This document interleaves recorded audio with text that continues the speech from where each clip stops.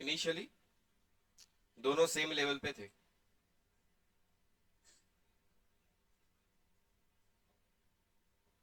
Initially दोनों blocks कहाँ हैं? सेम लेवल पर।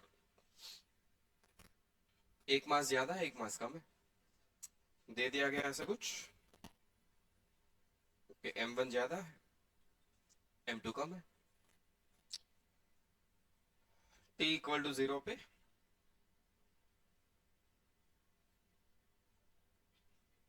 सिस्टम को रिलीज कर दो। अगर हम सिस्टम को रिलीज करेंगे तो ऑब्वियसली ये ज्यादा मास है, तो ये भाई सब नीचे आएंगे और ये भाई ऊपर जाने वाले, है ना? एंड हमने ऐसे क्वेश्चंस पहले भी कर लिए, जिसमें हम टेंशन निकालते थे, एक्सप्रेशन निकालते थे, वो सारी चीजें हमें पता है। और क्वेश्चन यहाँ पर ये पूछा गया कि speed of the block M1, speed of block having M1 mass when it travels y distance, ये कितना नीचे आ जाएगा? y। तब उसकी स्पीड पूछी गई। क्वेश्चन समझ में आया क्या पूछा गया?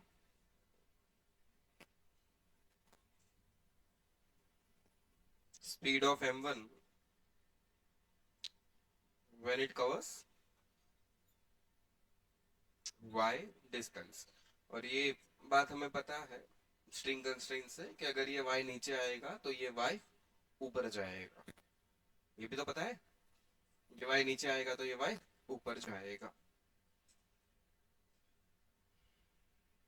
मैं करवा दूं कि आप लोग ट्राई कर रहे हो? बताओ। लगाना वही है आपको, वर्क एनर्जी थ्योरम। बस यहाँ पर अब फोर्स थोड़े से चेंज हो गए, नाम चेंज हो गया, लगाना वही है। इट कवर्स M1 की स्पीड पूछी गई जब वो y डिस्टेंस कवर कर रहा है।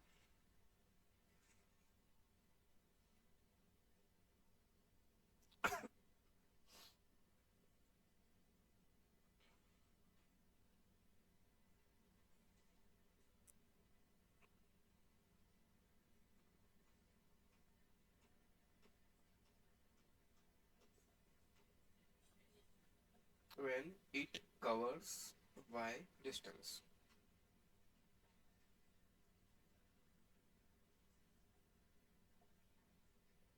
रिलीज इनिशियल सेम लेवल पर, इनिशियली सेम लेवल। हाँ तो सुना करो ना क्या बोल रहा हूँ।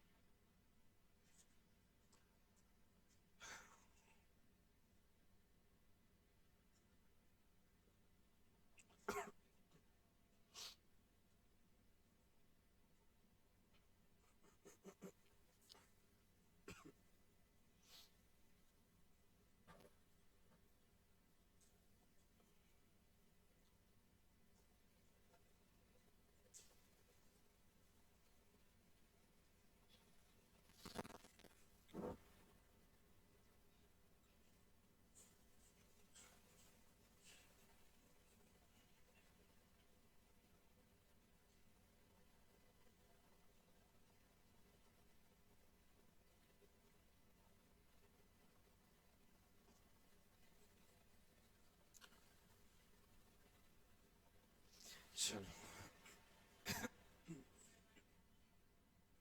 कुछ टाइम बाद हमें सिचुएशन कुछ ऐसे दिखेगी। M1 ब्लॉक नीचे आ चुका है, M2 ब्लॉक ये कितना नीचे आया? y। ये कितना ऊपर जाएगा? y। ये यहां से y नीचे, तो ये y ऊपर।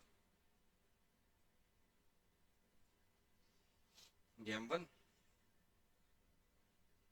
और M2। बताओ कितने अलग अलग टाइप के फोर्स लगने वाले हैं? यहाँ बोलो। M2 जी, यहाँ पर T, यहाँ T, यहाँ। सही है। कहीं पर भी पूरे पाथ में आप देखो तो इतने फोर्सेस लगने वाले हैं। इसके अलावा और कोई? इतने ही फोर्स के और कोई लगेगा? बोलो। इतना ही लगेगा, है ना? चलो, वही काम करेंगे, वर्क एनर्जी थ्योरम अप्लाई करेंगे। वर्क एनर्जी थ्योरम अप्लाई करो। चलो, work done bye m1g plus work done by tension जो m1 पे लग रहा है, plus work done bye m2g plus work done by tension जो m2 ब्लॉक पे लग रहा है, इज इक्वल टू क्या लिखा जाएगा, डेल्टा के मतलब के फाइनल माइनस के इनिशियल। इनिशियली तो सिस्टम रेस्ट पे थी, हम रिलीज कर रहे थे, तो इनिशियल काइनेटिक एनर्जी बोलो। इनिशियल काइनेटिक एनर्जी के नॉट 1/2 m2, m2 की स्पीड भी जीरो, प्लस 1/2 m1 की स्पीड भी zero. So initial kinetic energy zero. Final kinetic energy, जब ये y नीचे आया तब मान लो इसकी स्पीड है यहाँ पर v, तो इसकी कितनी होगी, उतनी ही, क्या अलग, उतनी ही होगी ऊपर, है ना। सो फाइनल काइनेटिक एनर्जी बोलो सिस्टम की, कि 1/2 m1 की स्पीड v प्लस 1/2 m2 की स्पीड भी v, ये final kinetic energy of the system. So delta के जब लिखेंगे तो क्या लिखेंगे, final kinetic energy minus initial kinetic energy. Final kinetic energy 1/2 m1 v square plus 1/2 m2 v square minus initial energy तो जीरो है, ठीक है। चलो, work by m1g actually, force कहाँ लग रहा है, डिस्प्लेसमेंट y भी कहाँ हो रहा है, नीचे, तो वर्क की वैल्यू क्या लिखी जाएगी, force into displacement into cos zero, सही है, डिस्प्लेसमेंट y के बराबर, force m1g displacement y angle zero. चलो, work done by tension block one के लिए, टेंशन फोर्स यहाँ किस डायरेक्शन में, ऊपर, डिस्प्लेसमेंट कहाँ है, नीचे, एंगल कितना बना है, फोर्स की value t, displacement y, cos 180, plus work done bye m2g, m2g नीचे, डिस्प्लेसमेंट ऊपर, m2g नीचे, डिस्प्लेसमेंट ऊपर, angle, force m2g displacement angle 180 हुआ है। Work done by tension m2 के लिए, टेंशन ऊपर, डिस्प्लेसमेंट भी ऊपर, टेंशन भी ऊपर, डिस्प्लेसमेंट भी ऊपर, तो बोलो, टेंशन ऊपर, डिस्प्लेसमेंट y भी ऊपर, एंगल क्या बनेगा, zero, is equal to 1/2 m1 plus m2 v square को कॉमन ले लो, ठीक है ना। ये क्या बन गया, m1g प्लस, प्लस नहीं, माइनस टी वाई, ये क्या बन गया, यहाँ वही एक y था, cos 180 again minus m2g y, ये plus T Y 1/2 m1 plus m2 v square. ये देखो टी वाई तो गायब हो गया, इसमें से जी वाई बाहर ले सकते हो, अंदर क्या बच गया, m1 minus m2 divided bye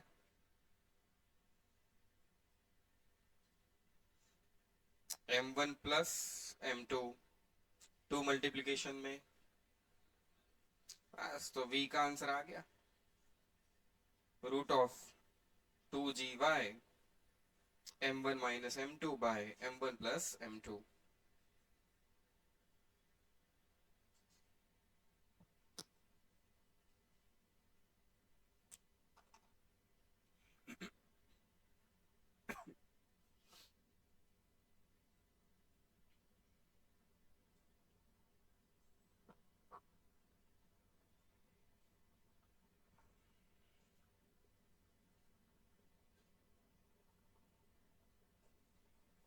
हो गया कॉपी,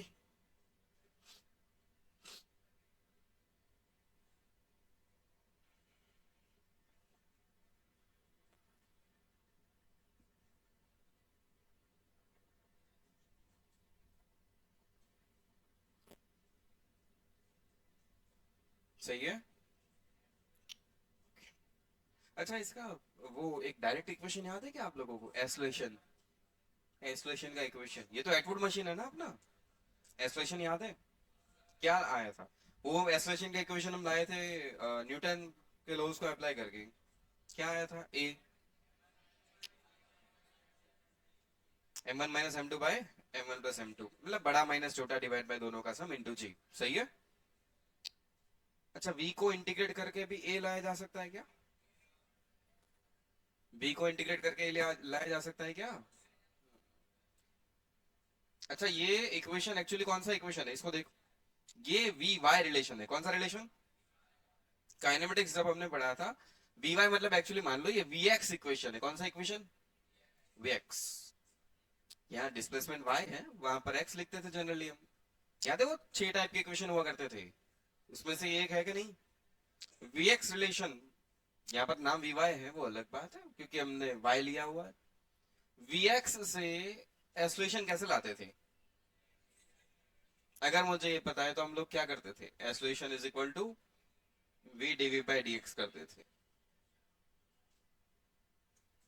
याद आया कुछ?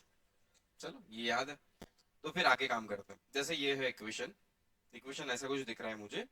We square is equal to 2 GY m1 minus m2 by m1 plus m2।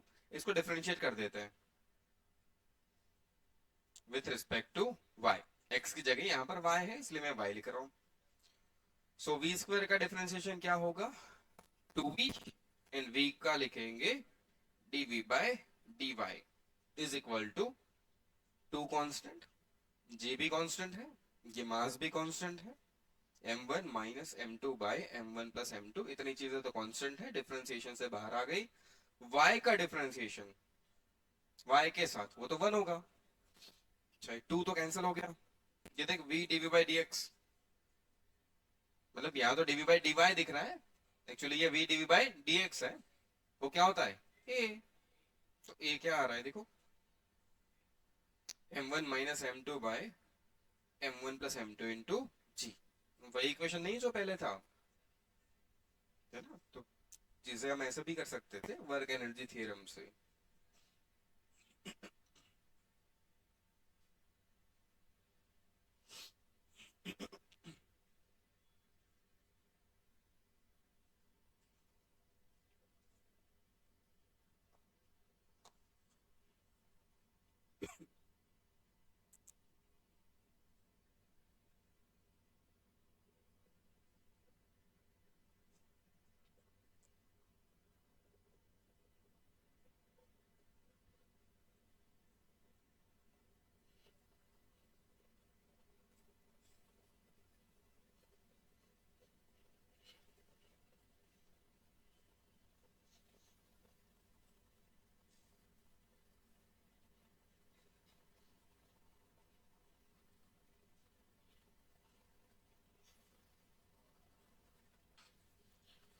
हो गया है?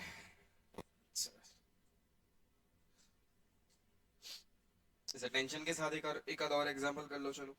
हम्म,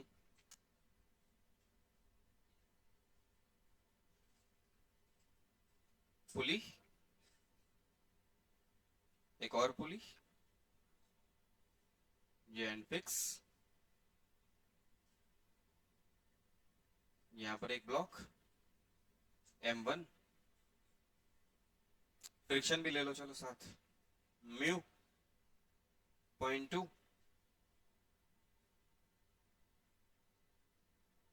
यहाँ पर एक block m2। Initially system rest पे थी, t इक्वल टू 0 पर सिस्टम को रिलीज कर दिया गया। m1 की वैल्यू 2 kg, m2 की वैल्यू 6 kg, म्यू की वैल्यू यहाँ पर दे दी गई। पूछा गया speed of both blocks when m2 travels 1 metre.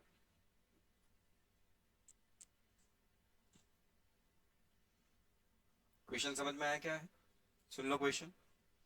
ये M1 कितने केजी का दिया गया? 2। ये 2 केजी का, ये 6 केजी का ब्लॉक। इनिशियली सिस्टम रेस्ट पे थी, मतलब मैंने पकड़ के रखा था, जैसे मैंने हाथ हटा दिया ये भाई साहब कहाँ है? नीचे। कितना नीचे आ गया? 1 मीटर। जब ये 1 मीटर नीचे आ जाएगा तब दोनों ब्लॉक की स्पीड पूछी गई है।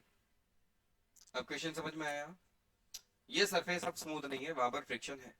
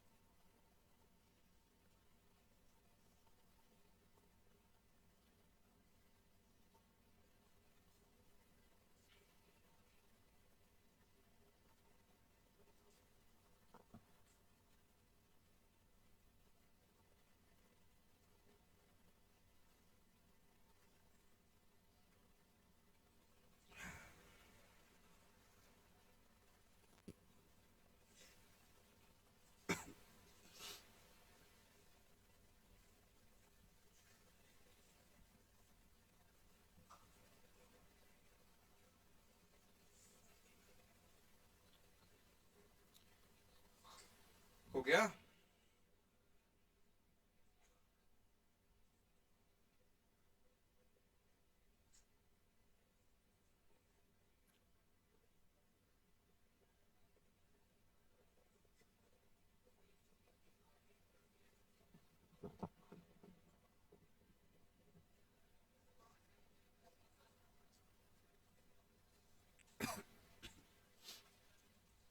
चलो स्टार्ट करें।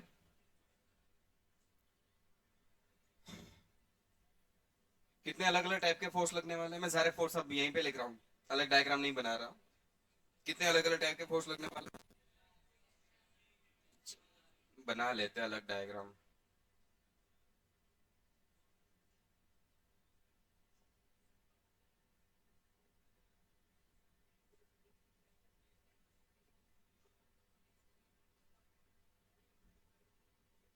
ये भाई साहब यहाँ थे, यहाँ पर भी ब्लॉक। ये 2 केजी वाला, ये 6 केजी का ब्लॉक। इसमें बोला बताओ कितने कितने फोर्स? M1G मतलब 20। M1G की वैल्यू यहाँ पर नॉर्मल 1, यहाँ टेंशन, यहाँ पर फ्रिक्शन। ठीक है, चलो ये T T T T T, इस पूरे में टी, यहाँ बना दे तो ये टी, और यहाँ पर ये टी। क्योंकि ये भाई साहब मासलेस होता है तो इधर 2T, तो इस ब्लॉक पे ऊपर 2T और इस पे नीचे M2G 60 न्यूटन। यहाँ तक ठीक है? यहाँ तक समझ में आया? चलो ठीक।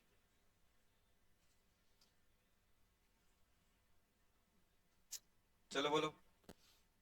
Work done bye M1G plus work done bye m1g plus work done bye t plus work done bye n1 plus work done by friction, वो लिख दिए सारे फोर्स। अब यहाँ आ जाओ,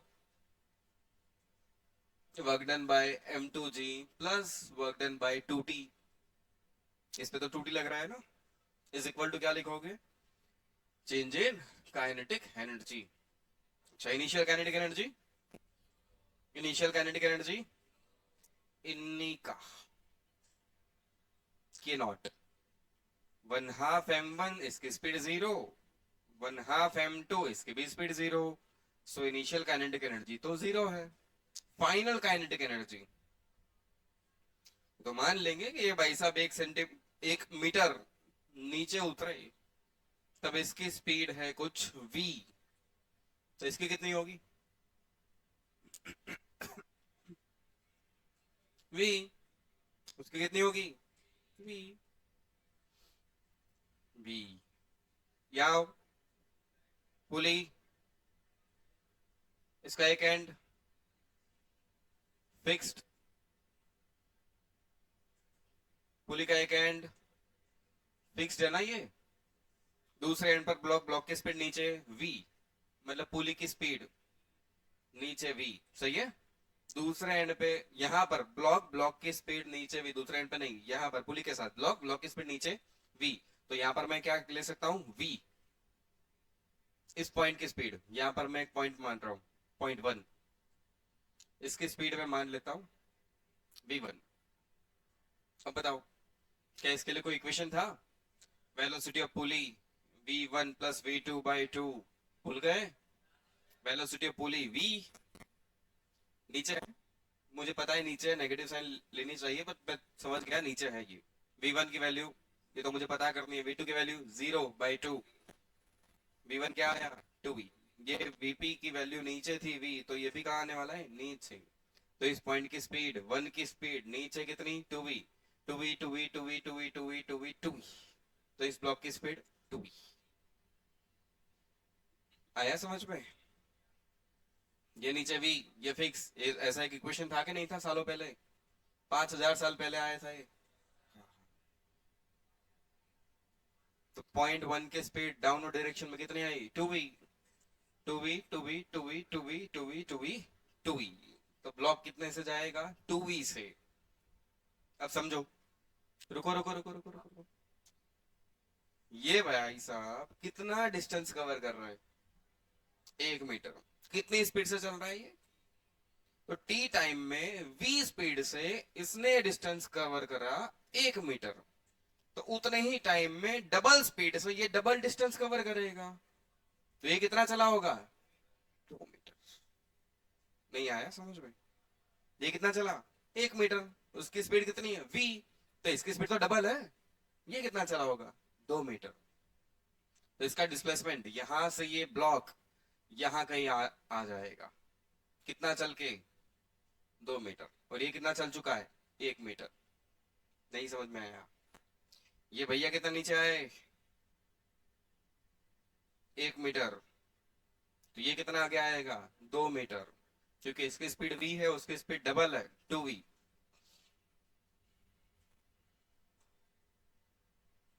अच्छा सर, इतना सब कुछ सोचना पड़ता है। अब बोलो final kinetic energy, final kinetic energy के 1/2 m2 स्पीड v प्लस 1/2 मास m1 स्पीड 2v का स्क्वायर। चलो मास की वैल्यू तो हमें पता है, m2 की वैल्यू 6v² प्लस 1/2 m1 की वैल्यू 2, 2v का square 4v², 4 2 8, 8 plus 6 14v²/2, 7v², ये है final kinetic energy. Initial kinetic energy 0, final kinetic energy 7v², so final minus initial. चलो बोलते जाओ अब work, work done bye m1g, यहाँ पर m1g तो नीचे लगेगा और इसका डिस्प्लेसमेंट इधर है, एंगल एंगल, तो ये work zero. Work done by tension, tension इधर, डिस्प्लेसमेंट इधर, कितना 2 मीटर। तो क्या लिखा जाएगा, tension into displacement into cos zero. सही है ना। Work done by normal one, normal ऊपर डिस्प्लेसमेंट इधर, angle 90, work zero. Work done bye kinetic friction, friction पीछे डिस्प्लेसमेंट आगे, फ्रिक्शन पीछे डिस्प्लेसमेंट आगे। वर्क क्या लिखोगे, फोर्स काइनेटिक फ्रिक्शन की वैल्यू, ये आपके की वैल्यू कैलकुलेट कर लो ना, म्यू एम जी। सही है, म्यू की वैल्यू 0.2, m1g की वैल्यू 20, आंसर 4 न्यूटन। तो चलो फोर्स की वैल्यू 4, डिस्प्लेसमेंट 2 इंटू कॉस 180, मतलब यहाँ क्या आ जाएगा minus. Work done bye m2g 60, displacement 1, दोनों सेम डायरेक्शन में, तो लिखा जाएगा 60 into 1। Work done bye 2t, 2t ऊपर डिस्प्लेसमेंट नीचे, क्या लिखा जाएगा 2t displacement 1 cos 180, cos 180 minus 1 is equal to final kinetic energy 7v square, initial kinetic energy वो रहा 0, 2t plus 2t minus -8 plus 60, 7v square, 7v square is equal to 52, so v 52/7 metre पर second. मतलब speed जो हमें पूछी गई थी वो अगर m2 के लिए लिखी जाए तो v आंसर इज 52/7 मीटर पर सेकंड। अगर m1 ब्लॉक के लिखी जाए के लिए लिखे तो इसकी स्पीड होनी है 2v, मतलब आंसर इज 2 रूट 52/7। क्वेश्चन अच्छा था, कुछ 2-3 कंसेप्ट एक साथ आ गए नहीं।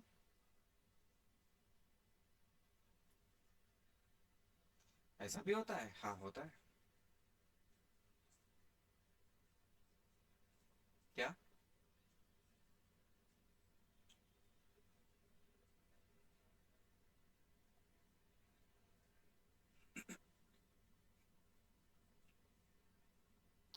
वर्क डन में टेंशन आ गया, वर्क डन में mg आ गया, फ्रिक्शन भी आ गया, अपने ब्लॉक पुल सिस्टम भी आ गई,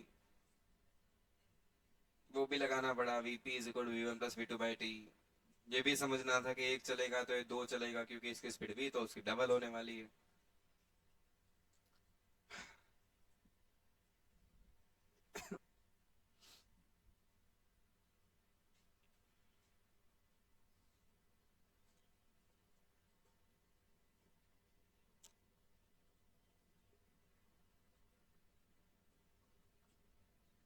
हो गया।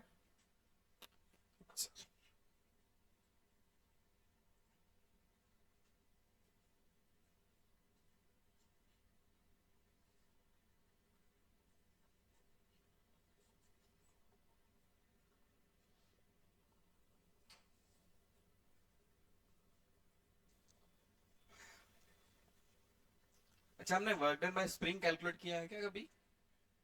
नहीं किया ना, चलो करते हैं फिर फटाफट।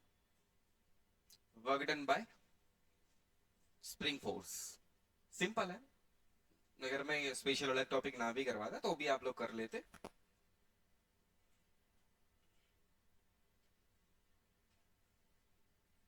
ये स्प्रिंग, ये ब्लॉक था मान लो, है ना। स्प्रिंग अभी इनिशियली नेचुरल लेंथ पे थी, स्प्रिंग कांस्टेंट के, स्प्रिंग इनिशियली नेचुरल लेंथ पे, स्प्रिंग कांस्टेंट के। हम लोग इस स्प्रिंग को डिस्प्लेस कर रहे हैं, मतलब ब्लॉक को बाहर ला रहे हैं।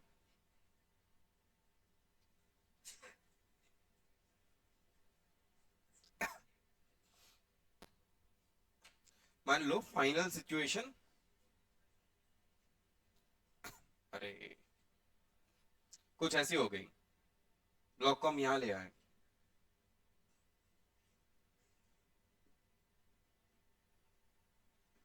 कितना दूर ले गए, take it X not, block को कितना चलाया हमने, एक्स नॉट, तो स्प्रिंग में कुछ एक्सटेंशन देखने को मिल रहा है हमें, तो क्या स्प्रिंग फोर्स लगेगा, स्प्रिंग फोर्स लगेगा। आप ब्लॉक को धीरे धीरे धीरे धीरे धीरे धीरे धीरे धीरे बाहर ले जा रहे हो, जैसे जैसे आप ब्लॉक को बाहर लेते जाओगे एक्सटेंशन की वैल्यू इंक्रीज होती जाएगी। स्प्रिंग फोर्स की वैल्यू क्या होती है, वैल्यू पूछ रहा हूं मैं, के एक्स, जैसे जैसे आप ब्लॉक को दूर ले जाओगे क्या एक्स इंक्रीज होता जाएगा, मतलब स्प्रिंग फोर्स चेंज होता जाएगा। तो ये स्प्रिंग फोर्स कांस्टेंट हुआ क्या वेरिएबल, इन वेरिएबल फोर्स के केस में जब मुझे वर्क कैलकुलेट करना हो तो मैं इंटीग्रेशन वाला इक्वेशन यूज करूंगा, है ना। तो यहाँ पर वर्क कैलकुलेट करने के लिए मैं करने वाला हूं इंटीग्रेशन एफ डी एक्स, ठीक है, सही है। F vector dot D R vector ले लो, बढ़िया, गड़बड़ है क्या, समझो, जैसे मैं इसको धीरे धीरे बाहर ले जा रहा था, मैं यहां कहीं पे गया, मतलब ब्लॉक को हमने एक्स जितना डिस्प्लेस कर दिया, तो स्प्रिंग फोर्स की डायरेक्शन कहाँ होने वाली है, यहां पर फ्रिक्शन नहीं है, स्प्रिंग फोर्स है एफ एस, एंड अपना डिस्प्लेसमेंट कहाँ हो रहा है, वो तो बाहर हो रहा है, स्प्रिंग फोर्स कहाँ है, अंदर, डिस्प्लेसमेंट कहाँ है, बाहर। तो इसके ऊपर जब हम यूज करते हैं तो वो क्या होता है, F vector dot D R vector, है ना, सही है। एफ वेक्टर मतलब स्प्रिंग फोर्स, एफ वेक्टर मतलब स्प्रिंग फोर्स किस डायरेक्शन में, अंदर, तो आप चाहो तो उसे माइनस आई लिख सकते हो, क्या लिख सकते हो, एंड डिस्प्लेसमेंट कहाँ है, बाहर, उसे प्लस आई लिख सकते हैं। तो जब हम डॉट करेंगे तो आंसर माइनस आएगा नहीं आएगा, या तो सिंपली दोनों की डायरेक्शन ऑपोजिट, cos 181 के माइनस लिख लो। तो यहाँ मुझे माइनस लिखना चाहिए नहीं लिखना चाहिए, लिखना चाहिए, समझ में आया माइनस कहां से आया, ठीक है। फिर तो वही कहानी कि पूरे यहां से यहां तक जो हमने बहुत पहले कहानी एक करी थी कि यहां से यहां तक स्प्रिंग फोर्स की वैल्यू कंटिन्यूअसली चेंज हो रही है, तो मैं क्या करूंगा, एक डिस्टेंस एक्स पे जाके हल्का सा थोड़ा सा डिस्प्लेसमेंट करवा रहा हूँ डीएक्स जितना, और वो डीएक्स उतना छोटा है कि उतने छोटे के लिए आप स्प्रिंग फोर्स को क्या मान सकते हो, कांस्टेंट। तो छोटे से डिस्प्लेसमेंट में आपने एक्चुअली क्या कैलकुलेट कर लिया है, डी डब्ल्यू, ये मान के फोर्स एफ डिस्प्लेसमेंट डीएक्स, फिर आप वर्क कैसे निकाल रहे हो, डी डब्ल्यू को ही इंटीग्रेट करके, फाइनली ये आएगा। यही तो किया था हमने, एक्चुअल कंसेप्ट यही था, ठीक है यार, चलो। एफ की वैल्यू के एक्स डी एक्स, के तो उठा के बाहर ले लो, x d x, limit zero से एक्स नॉट, क्योंकि पहला डिस्प्लेसमेंट जीरो था, नेचुरल लेंथ पे था, फाइनली हम कहां ले जा रहे हैं इसे, प्लस एक्स नॉट पे, कितना डिस्प्लेस करवा रहे हो, प्लस एक्स नॉट, अभी डिस्प्लेसमेंट कितना है, जीरो, फाइनली आप कितना दूर ले जा रहे हो, प्लस एक्स नॉट, तो लिमिट कहां से कहां तक डाल दोगे, जीरो से x naught, so work minus के एक्स का integration x square by two, limit डाल दो जीरो से x naught, so answer is minus half के एक्स नॉट स्क्वायर। आया समझ में,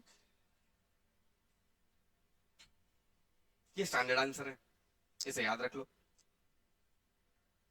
स्प्रिंग को एक्स नॉट डिस्प्लेस करवाओगे तो वर्क डन बाय स्प्रिंग होगा माइनस हाफ के एक्स नॉट,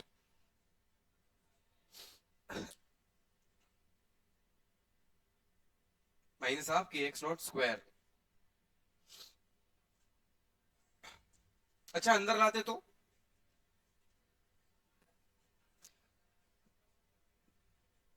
अंदर लाते तो, अंदर लाते तो आंसर प्लस हो जाता, तो क्या आंसर प्लस हो जाता, नहीं, अगर आप इसे कंप्रेस करते,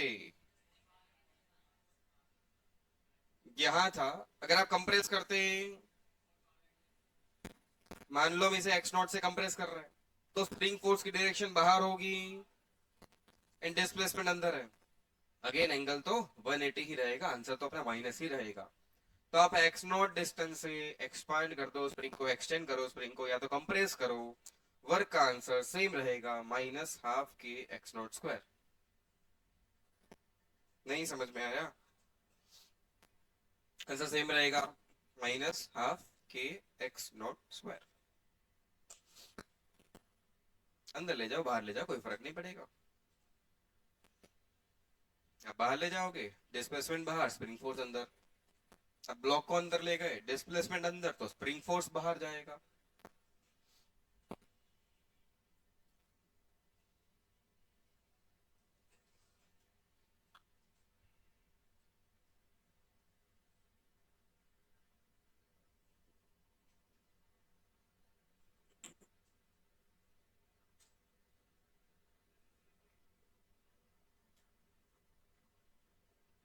इसके छोटे मोटे चिंटू पिंटू वाले सवाल करेंगे, थोड़े अच्छे करें। थोड़े अच्छे ही करते हैं, चिंटू पिंटू वाले तो कर ही लोगे यार। मतलब मैं कोई के की वैल्यू दे दूं आपको, के की वैल्यू दे दूं, फिर पूछूं कि बेटा इसको 1 सेंटीमीटर दूर ले जाओ, फिर कहो एक नहीं 2 सेंटीमीटर दूर ले जाओ। एक ले जाओ कितना वर्क करना पड़ेगा, दो ले जाओ कितना वर्क करना पड़ेगा। या तो सीधा सवाल पूछ लिया जाए, 1 से 2 सेंटीमीटर ले जाओ, पहले 1 सेंटीमीटर था, वहीं वहीं से 2 ले जाओ। बस समझ गए क्या करना है। तो ऐसे चिंटू पिंटू वाले सवाल नहीं करते, थोड़ा अच्छा ही कर लेते।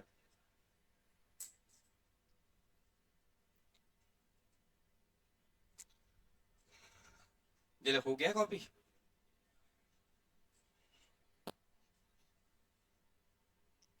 एक्चुअली हम स्प्रिंग को बहुत डिटेल में डिस्कस करने वाले हैं। एसएचएम नाम का एक चैप्टर है, नाम सुना होगा, सिंपल हार्मोनिक मोशन, मतलब ऑसिलेशंस। उसमें हम स्प्रिंग को और ज्यादा डिटेल में डिस्कस करने ही वाले हैं। वहीं से एक सवाल लेते हैं, समझ में अगर आ रहा है तो ठीक है, बाकी ट्राई करते हैं। चलो, नहीं आ रहा है तो बहुत अच्छी बात है। पहले सिचुएशन समझते हैं। एक्चुअली सिचुएशन समझने का मतलब है लगभग एसएचएम समझना। जैसे स्प्रिंग है, ये मास का ब्लॉक, इनिशियली मान लो ये नेचुरल लेंथ पे था। कहाँ था? स्प्रिंग अपनी नेचुरल लेंथ पे थी। अच्छा, ये इक्विलिब्रियम है क्या नहीं है? ये सिचुएशन इक्विलिब्रियम सिचुएशन है क्या नहीं है? नहीं है। ये इक्विलिब्रियम कंडीशन, जो अभी इनिशियली जो मैं पार्ट कह रहा हूं वो तो हमने पहले भी कर लिया है। एम मास के ब्लॉक को अगर आप छोड़ दो तो क्या यहीं पे रहेगा? नहीं, ये नीचे आएगा। इक्विलिब्रियम का मतलब क्या था? एफ नेट का 0 हो जाना। एफ नेट का, या नीचे क्या लग रहा है? mg। नीचे क्या लग रहा है? तो नेट फोर्स mg के बराबर है अभी। स्प्रिंग तो नेचुरल लेंथ पे, मतलब स्प्रिंग अभी कोई फोर्स नहीं लगा रही। तो अगर मैं इसको धीरे धीरे धीरे धीरे हाथ रखते हुए, हाथ धीरे धीरे धीरे धीरे धीरे धीरे नीचे ले आऊं, तो ब्लॉक नीचे आ सकता है, बट एक लेवल के बाद वो और नीचे नहीं आएगा, वो रुक जाएगा। अगर धीरे धीरे लाऊं तो, मैं क्या बोल रहा हूँ, ऐसे ला रहा हूँ हाथ रखते हुए आराम आराम से, तो ब्लॉक नीचे आने वाला है। ब्लॉक नीचे क्यों आएगा? क्योंकि mg होगा। इक्विलिब्रियम कंडीशन नहीं है, नेट फोर्स 0 नहीं हो रहा है। तो इसको नीचे लाओ, नीचे लाओ, नीचे लाओ, नीचे लाओ, नीचे लाओ। एक ऐसे सिचुएशन आने वाली है जब ब्लॉक रुक जाएगा। तब आप कह सकते हो कि mg, डाउन डायरेक्शन में जो mg लगने वाला है, mg किसके बराबर हो गया? स्प्रिंग फोर्स, क्योंकि स्प्रिंग थोड़ी एक्सटेंड हो चुकी होगी। सही है? अपर डायरेक्शन में कौन लगेगा? Spring force. और नीचे कौन लगेगा? mg। दोनों एक दूसरे को बैलेंस कर देंगे, नेट फोर्स क्या हो गया? 0। वो इक्विलिब्रियम कंडीशन होगी। तो आप क्या कैलकुलेट कर सकते हो इक्विलिब्रियम कंडीशन कितना नीचे आएगी? वैसे कर सकते हो कि x is equal to mg, x is equal to mg by K. अरे यार, K x is equal to mg, x is equal to mg by K. तो इक्विलिब्रियम कंडीशन इतना नीचे आने वाली है। ठीक है ना।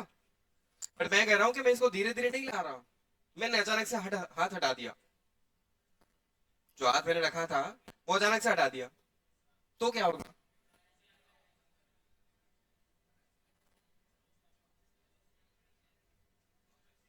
जैसे ही मैंने हाथ हटा दिया, क्योंकि डाउनवर्ड डायरेक्शन में mg लग रहा था, तो डाउनवर्ड डायरेक्शन में एक एक्सेलरेशन आया। जैसे ही एक्सेलरेशन आया, ब्लॉक की स्पीड इंक्रीज होना स्टार्ट हो गई। हुई कि नहीं हुई? जैसे ही ब्लॉक थोड़ा सा नीचे उतरा, सिचुएशन समझना,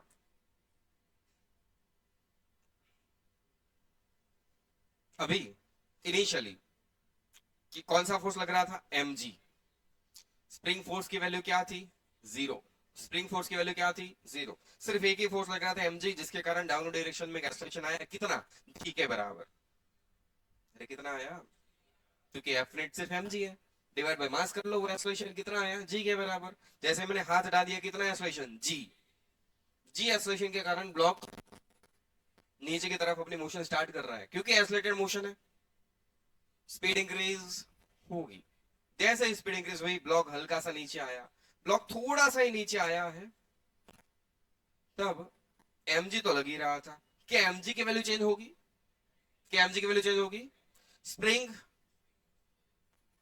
स्प्रिंग में कुछ एक्सपांशन आपको देखने को मिल रहा है, मतलब अब क्या स्प्रिंग फोर्स लगना स्टार्ट हो चुका है। स्प्रिंग फोर्स की डायरेक्शन कहां होगी? अब नेट फोर्स mg के बराबर है या mg से कुछ कम है? अब नेट फोर्स mg के बराबर कि mg से कुछ कम? mg से कुछ कम है। तो एक्सेलरेशन g के बराबर होगा कि g से कम होगा? बट होगा, ये तो श्योर है। नहीं समझ में आ रहा? मान लो mg की वैल्यू थी पहले 50 न्यूटन, कितनी थी?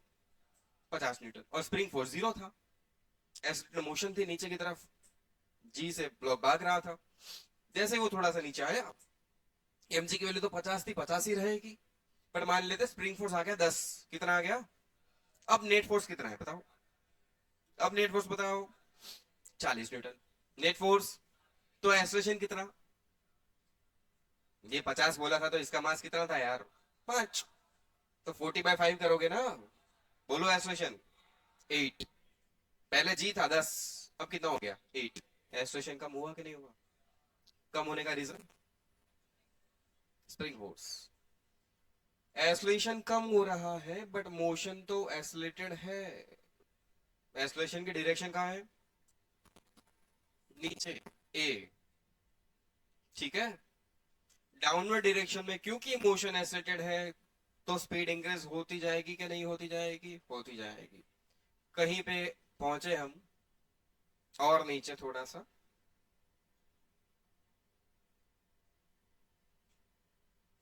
और हमने ये देखा कि m1g और अपना स्प्रिंग फोर्स इक्वल हो गए। m1g नहीं, mg, दोनों क्या हो गए? इक्वल। अब नेट फोर्स कितना हो गया? मैंने यहां ये देखा कि m1 क्यों लिख रहा हूं बार बार? mg किसके बराबर हो गया? Spring force. स्प्रिंग फोर्स की वैल्यू क्या लिखी जाती है? kx। मतलब x क्या लिखोगे? mg/k। बट जब ये सिचुएशन हुई, तब नेट फोर्स क्या हो गया बच्चा? जीरो। नेट फोर्स क्या हो गया? नेट फोर्स जीरो हो गया, मतलब एक्सेलरेशन क्या हो गया? एक्सेलरेशन क्या हो गया? जीरो। बट यहां से यहां तक एक्सेलरेशन था कि नहीं था? यहां से जैसे ही उन्होंने ब्लॉक को रिलीज किया, यहां से लेके यहां तक तो एक्सेलरेशन था। एक्सेलरेशन जैसे जैसे ब्लॉक नीचे आता गया, ऊपर की डायरेक्शन में स्प्रिंग फोर्स इंक्रीज होता गया, इसलिए डाउनवर्ड डायरेक्शन में जो एक्सेलरेशन था उसकी वैल्यू धीरे धीरे कम होती गई। यहां से यहां पहुंचने में सिचुएशन क्या हुई? डाउनवर्ड डायरेक्शन में जो एफ नेट लग रहा था वो डिक्रीज होता गया, इसलिए डाउनवर्ड डायरेक्शन में जो एक्सेलरेशन था वो भी डिक्रीज होता गया। यहां पहुंचते हुए एक्सेलरेशन क्या हो गया? जीरो। एक्सेलरेशन डिक्रीज हो रहा था डाउनवर्ड डायरेक्शन में, बट थी तो मोशन एक्सेलरेटेड। एक्सेलरेशन भले डिक्रीज हो रहा था, बट मोशन तो एक्सेलरेटेड थी, इसलिए स्पीड, डाउनवर्ड डायरेक्शन में वेलोसिटी इंक्रीज हो रही थी। ये समझ में आ रहा है? डाउनवर्ड डायरेक्शन में जो नेट फोर्स लग रहा था वो धीरे धीरे कम हो रहा था, इसलिए डाउनवर्ड डायरेक्शन में जो एक्सेलरेशन था वो धीरे धीरे कम हो रहा था। एक्सेलरेशन भले ही कम हो रहा था, बट था तो सही, एक्सेलरेशन तो था। एक्सेलरेशन था, इसलिए स्पीड इंक्रीज हो रही थी। यहां एक्सेलरेशन 0 हो गया, बट स्पीड तो कंटिन्यूअसली यहां से यहां इंक्रीज हो ही रही थी। तो यहां आते वक्त ब्लॉक के पास कुछ स्पीड आ चुकी है, एक्सेलरेशन 0 हो गया, बट ब्लॉक के पास कुछ स्पीड है। तो क्या ये ब्लॉक यहीं रुक जाएगा? नहीं, क्योंकि उसके पास मोमेंटम है। उसके पास क्या है? तो ये यहां रुकने वाला, ये तो नीचे और भागेगा। स्पीड है मतलब उसके पास काइनेटिक एनर्जी है भाई, मोमेंटम है, काइनेटिक एनर्जी आप कह सकते हो। तो ये यहां रुकने वाला नहीं है, ये तो और भागेगा। बट अब कहानी में ट्विस्ट आने वाला है। जैसे ये यहां से और नीचे आगे गया, अब ये वो सिचुएशन थी जब ये दोनों बैलेंस हो चुके थे। स्प्रिंग उतना एक्सपांड हो चुकी थी कि स्प्रिंग फोर्स की वैल्यू किसके बराबर हो गई? mg के बराबर। ठीक है, अब और नीचे जाएगा तो स्प्रिंग फोर्स इंक्रीज हो गया mg से भी ज्यादा। अगर स्प्रिंग फोर्स mg से ज्यादा हो गया तो अब नेट फोर्स किस डायरेक्शन में आया? अपवर्ड डायरेक्शन में। तो एक्सेलरेशन कहां आया? अपवर्ड डायरेक्शन में। ब्लॉक कहां जा रहा है? नीचे। एक्सेलरेशन कहां? ऊपर। तो ये रिटार्डेशन स्टार्ट हुआ कि नहीं हुआ? अब धीरे धीरे स्पीड कम होती जाएगी। नहीं समझ में आ रहा? इसके बाद और नीचे बढ़े, ये इनिशियल पोजीशन, यहां से यहां हम कितना नीचे उतरे, इसे एक्स नॉट कह दो। एक्स नॉट नीचे उतर गए हम, जिसकी वैल्यू किसके बराबर है? mg/k। बट अभी ब्लॉक के पास कुछ स्पीड है, तो ब्लॉक रुकने वाला, ब्लॉक तो और आगे जाएगा। ये हम एक्चुअली एसएचएम समझ रहे हैं। कुछ महीनों बाद आप एसएचएम पढ़ोगे, ये अभी एक सिंपल एग्जांपल से हम डिस्कस कर रहे हैं, बाकी एसएचएम पूरा चैप्टर है। अभी समझ में थोड़ा आ रहा है तो समझो, बाकी पूरा चैप्टर ये एक क्वेश्चन है बस। मतलब काइनेमेटिक का एक क्वेश्चन जो मैं अभी आपको समझा रहा हूं ना, वो पूरा चैप्टर बनने वाला है वहां पर। इतना अच्छा क्वेश्चन है ये। मैं वहां पर जब एसएचएम स्टार्ट करूंगा तब भी आपको ये चीज बताऊंगा कि बेटा ये एक्चुअली तो काइनेमेटिक का एक सवाल है, बट क्योंकि ये हमारी लाइफ के लिए बहुत इंपॉर्टेंट है, इसलिए इसको एक चैप्टर की तरह हम ट्रीट कर रहे हैं। बाकी वो रियल में एक क्वेश्चन है बस, बट वही क्वेश्चन मैं समझाने की ट्राई कर रहा हूँ जो आगे जाके चैप्टर बनने वाला है। समझ में आ रहा है तो ठीक है, कोई बात नहीं।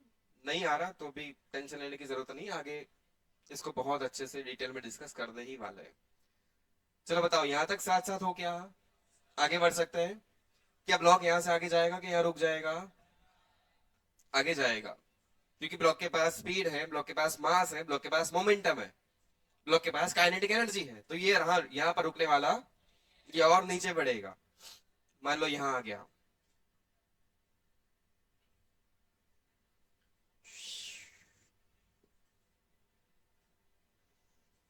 ऊपर वाले स्प्रिंग अच्छे से बना लेना आप लोग। अब ऊपर जो फोर्स लग रहा था वो कौन था? Spring force. नीचे कौन लग रहा था? mg। बट अब कहानी में ट्विस्ट क्या आ गया? स्प्रिंग फोर्स की वैल्यू ज्यादा हो गई mg से।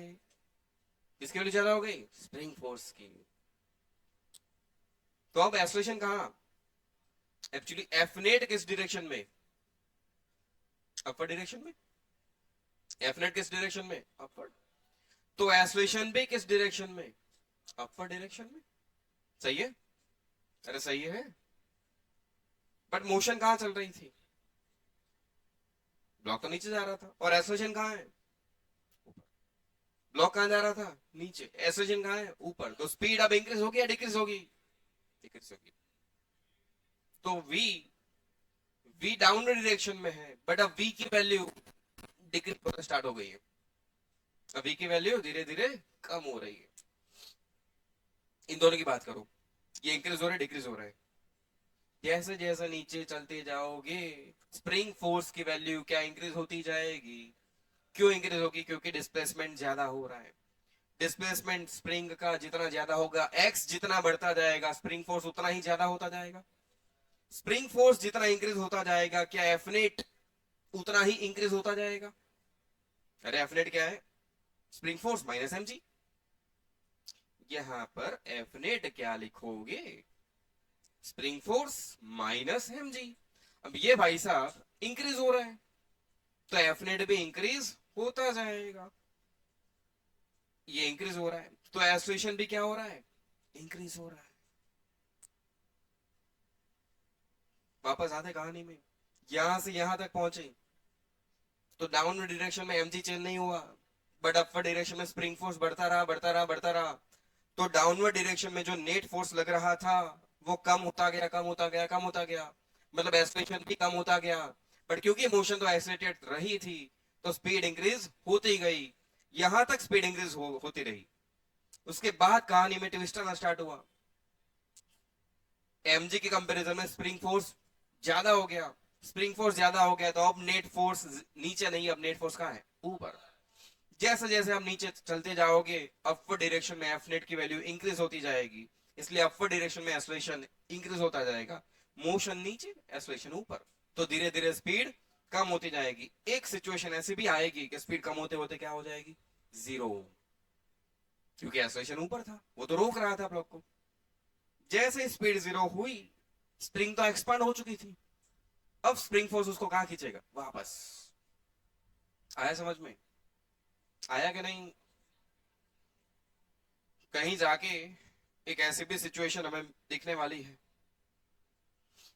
जहां पर स्पीड क्या हो जाएगी, जीरो। एक्सेलरेशन बढ़ते बढ़ते बढ़ते बढ़ते एक लेवल पे पहुंच गया जब स्पीड की वैल्यू क्या हो गई, जीरो। स्पीड कम होती गई कम होती गई कम होती गई कम होते होते होते होते कहीं पे जीरो। जैसे स्पीड जीरो हुई फिर ऑब्जेक्ट पलटी मारेगा, स्पीड जीरो होने के बाद उसने पलटी मारी तो इसकी मोशन ऐसे चलती रहेगी, ऐसे। ये वो लाइन है जब एफ नेट क्या हो चुका है, जीरो। ये समझ में आया पूरा। तो इस पूरे कहानी में मैक्सिमम स्पीड आपको कहां दिख रही है, ब्लॉक ने मैक्सिमम स्पीड कहां पर अचीव करी होगी बताओ। पेशेंस समझाने के लिए मैंने तो आपको पूरी कहानी समझाई पहले। बोलो मैक्सिमम स्पीड कहां अचीव हुई है, यहां पर। क्योंकि यहां से यहां तक डाउनवर्ड डायरेक्शन में एक्सेलरेशन था, स्पीड इंक्रीज हो रही थी, यहां से यहां आते आते स्पीड इंक्रीज हुई इंक्रीज हुई इंक्रीज हुई इंक्रीज हुई इंक्रीज हुई, इसके बाद पलटी वो मारी। अब नेट फोर्स ऊपर आ गया, एक्सेलरेशन ऊपर आ गया, तो अब स्पीड कम होना स्टार्ट हो गई, देखो अब भी डिक्रीज हो रहा है। तो मैक्सिमम वेलोसिटी कहां पर है, तो ये एक्चुअली वी मैक्स है। ये क्या है, वी मैक्स। और जो एंड पे एक्सेलरेशन आपको मिल रहा है ना, यहाँ पर एक्सेलरेशन इंक्रीज होते होते ये एक्चुअली क्या हो चुका है, ए मैक्स। यहाँ नहीं, यहाँ जब वेलोसिटी जीरो हो गई तब एक्सेलरेशन कितना हो चुका है, मैक्सिमम। चिंता मत करो, ये पूरा चैप्टर है। अभी तो 15 मिनट में मैंने हल्का फुल्का आपको समझाने की ट्राई करी है कि मोशन किस टाइप की हो रही है, ठीक है। सवाल था ये तो सिचुएशन मैंने एक्सप्लेन करी अभी तो कि ऐसा कुछ होने वाला है ब्लॉक के साथ, ब्लॉक और स्प्रिंग के साथ। ये कौन सी मोशन है, ऑसिलेशन। आगे जाके हम इस ऑसिलेशन को एक स्पेशल नाम दे देंगे कि तुम तो एक स्पेशल ऑसिलेशन हो जिसका नाम है simple harmonic oscillation, simple harmonic motion, SHM। तो हम इसके ऊपर बहुत सारी बातें करेंगे। सिंपल हार्मोनिक मोशन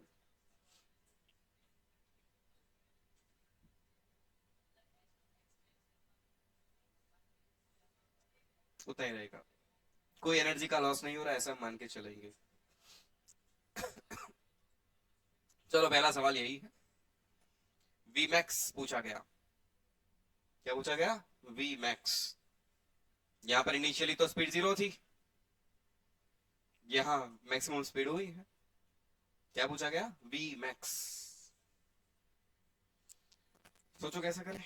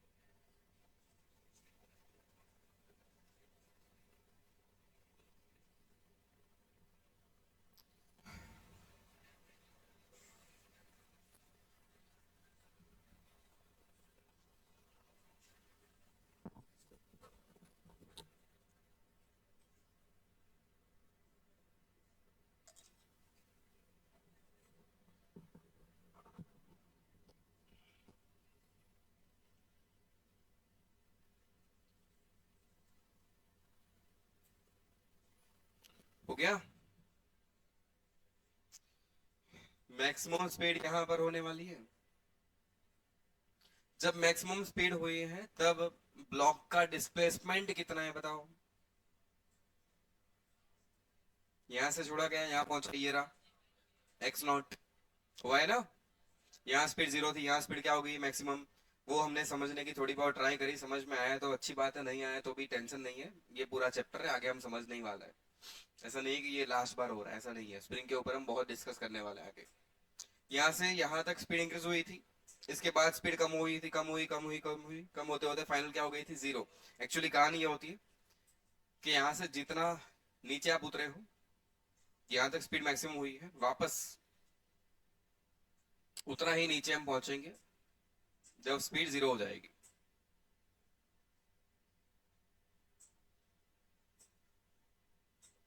ब्लॉक ऐसे चलता रहेगा, ये जो डिस्टेंस है ना एक्स नॉट, उसे आगे जाके हम कहने वाले हैं एम्पलीट्यूड। क्या कहने वाले हैं, ठीक है। वीमैक्स पूछा गया तो यहां से लेके यहां तक की कहानी करते हैं, वर्क एनर्जी थ्योरम लगा दो। क्या लगा दो, work energy theorem.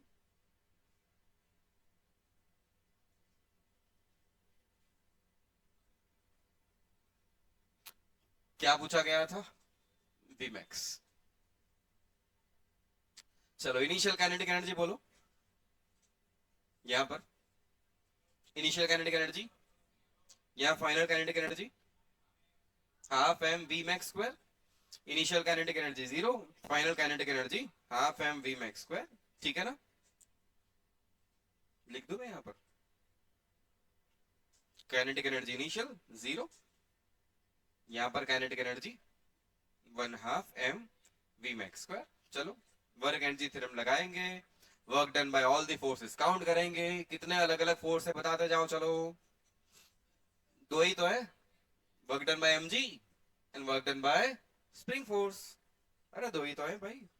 Is equal to क्या लिखोगे, डेल्टा के final kinetic energy minus initial kinetic energy. Final kinetic energy half M we max square minus initial kinetic energy zero, work done by mg. Mg नीचे, displacement भी नीचे, कितना x naught. So work done by mg लिखा जाएगा mg into x naught into cos zero, cos zero तो one. Work done by spring force, इसका तो वही आंसर फिक्स, वन हाफ के एक्स नॉट स्क्वायर। अभी तो किया। अरे यार, स्प्रिंग अगर एक्स नॉट डिस्टेंस से एक्सपांड हो रही है तो वर्क क्या लिखोगे, माइनस हाफ के x square, K x not square is equal to half M we max square. M G X not की वैल्यू प्लेस कर दो, ये रही अपने पास, कैलकुलेट करके रखी हमने, एम जी बाय के यहां लिखिए,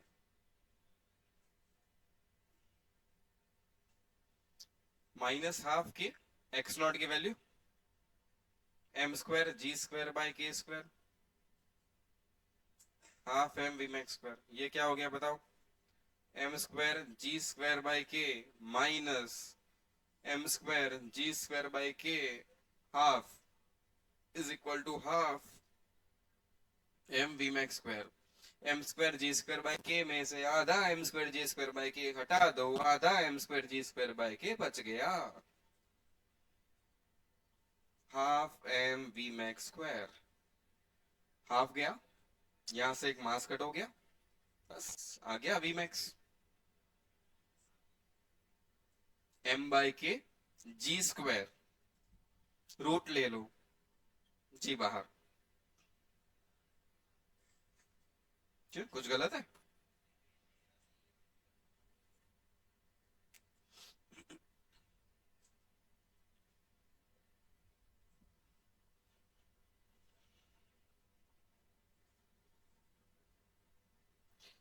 बेटा वापस कह रहा हूं, अगर अभी ये क्वेश्चन थोड़ा गंदा आपको लगा, आपसे नहीं बना तो टेंशन मत लो, ये पूरा चैप्टर है तो बहुत सारी चीजें हम इसके ऊपर डिस्कस करने वाले हैं, तब आराम से समझ में आ ही जाएगा, यही आंसर आएगा वापस।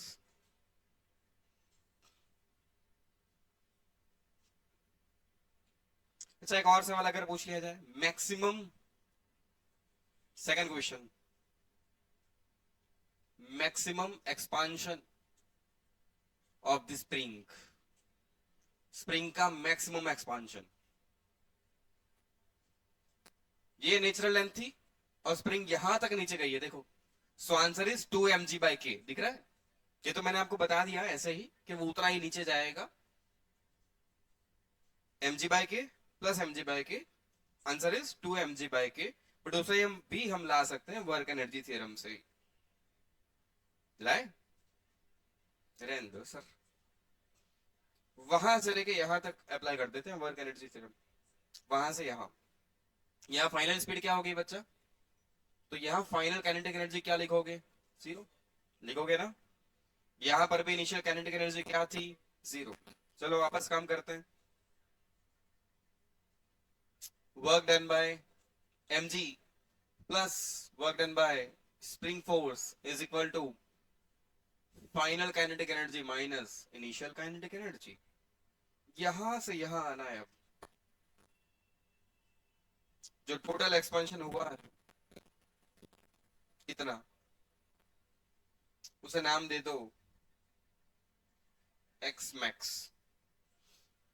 सो work done by mg is equal to mg, नीचे एक्सपेंशन भी नीचे, तो mg into x max plus cos into cos 0 work done by spring वो तो फिक्स है, माइनस हाफ के एक्स मैक्स स्क्वायर।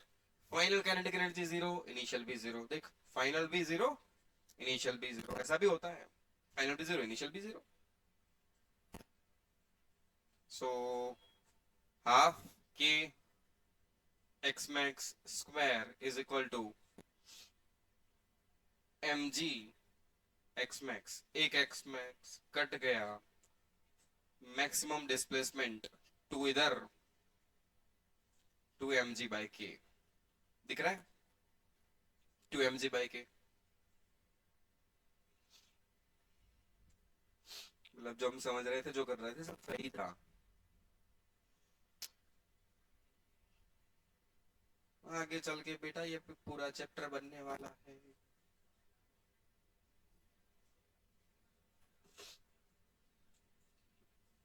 बट ये वही हम कर रहे हैं एक्चुअली, वर्क एनर्जी थ्योरम कहाँ कहाँ पर हम लगा सकते हैं वही समझने की ट्राई कर रहे हैं।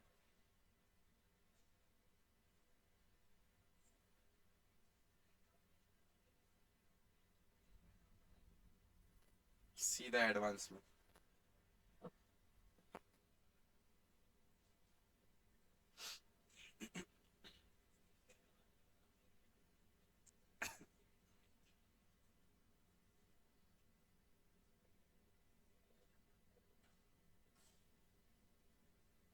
Maximum expansion of the spring.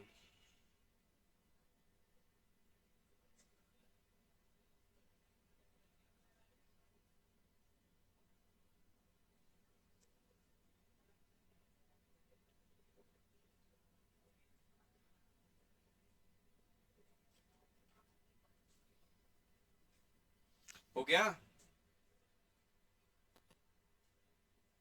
बच्चा लोग? कॉपी हो गया? देखो इसे देख के हैंग नहीं होना है। ये बस एक्चुअली वही समझाने के लिए था कि वर्क एनर्जी थ्योरम बहुत ही यूजफुल चीज है।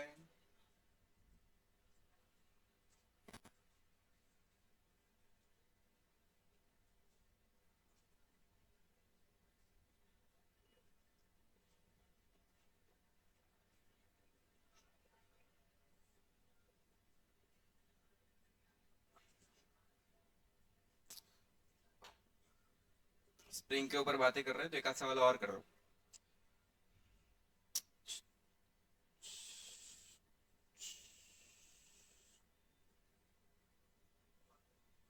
एम मास का ब्लॉक हो गया है?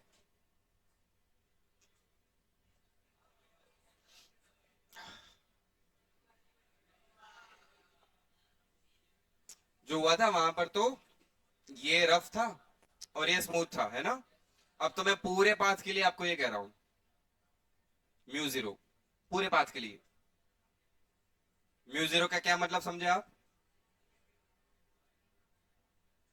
अरे ब्लॉक एच हाइट पे था, पूछा गया स्प्रिंग कांस्टेंट की वैल्यू के, स्प्रिंग कांस्टेंट की वैल्यू के, क्वेश्चन पूछा गया maximum compression in the spring,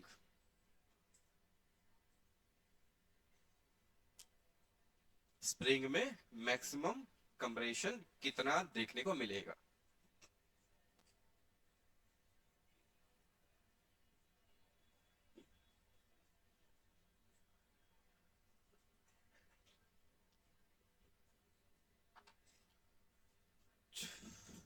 try कर रहे हो कि मैं ही करा दूं? मैं ही करा दूं, चलो। ये सरफेस तो अब मतलब स्मूथ है। जैसे ही ब्लॉक को आप रिलीज करोगे, वही टी इक्वल टू 0 पे ब्लॉक को हम क्या कर रहे हैं, जस्ट रिलीज कर दिया। रिलीज करने का मतलब इसकी इनिशियल स्पीड आप क्या मान सकते हो, मतलब इसकी इनिशियल काइनेटिक एनर्जी भी क्या हो गई, 0। ठीक है ना। ब्लॉक को जैसे ही आपने रिलीज कर दिया, क्योंकि सरफेस स्मूथ है, तो ब्लॉक नीचे आएगा। जैसे ही नीचे आएगा, क्या उसकी स्पीड इंक्रीज होती जाएगी। स्पीड इंक्रीज होने का कारण mg का एक कंपोनेंट उसको फोर्स लगा रहा है, मतलब उसके ऊपर कुछ नेट फोर्स है, एक्सलेटेड मोशन है, स्पीड इंक्रीज होती जाएगी। स्पीड इंक्रीज हुई, इंक्रीज हुई, इंक्रीज हुई, इंक्रीज, यहां तक स्पीड इंक्रीज हो सकती है। इसके बाद स्पीड इंक्रीज, बट स्पीड कम भी नहीं होगी, क्योंकि फ्रिक्शन नहीं है। तो इसके बाद स्पीड में कुछ चेंज नहीं आने वाला। तो ये ब्लॉक यहां आके टकराएगा और स्प्रिंग को कंप्रेस करना स्टार्ट करेगा, है ना। जैसे ही स्प्रिंग कंप्रेस होना स्टार्ट हुई, क्या उसी मोमेंट से स्प्रिंग भी फोर्स लगाना स्टार्ट कर देगी। स्प्रिंग किस डायरेक्शन में फोर्स लगाएगी बताओ। इधर के बाहर। ब्लॉक कहां आ रहा था, स्प्रिंग ने फोर्स कहां लगाना स्टार्ट कर दिया, बाहर। मतलब अब स्पीड कम होना स्टार्ट होगी। स्पीड कम होते होते होते होते एक लिमिट पे 0 हो जाएगी। अब ब्लॉक के पास कोई स्पीड नहीं बची, तो अब ब्लॉक अंदर नहीं जा सकता। तो वही हुआ maximum expand compression of the spring. Block अंदर ही नहीं जाएगा, तो अब स्प्रिंग उससे ज्यादा कंप्रेस ही नहीं होगी। अब स्प्रिंग वापस धक्का लगेगी, भागो, तब ब्लॉक वापस भागेगा। वो तो हमारा क्वेश्चन ही नहीं है, ब्लॉक वापस भाग के वहां पहुंच सकता है, वो तो अभी हमारा क्वेश्चन नहीं है। अभी तो क्वेश्चन क्या है, मैक्सिमम कंप्रेशन। तो ये समझ में आया कि मैक्सिमम कंप्रेशन के वक्त ब्लॉक की स्पीड फाइनली क्या हो जाएगी, 0।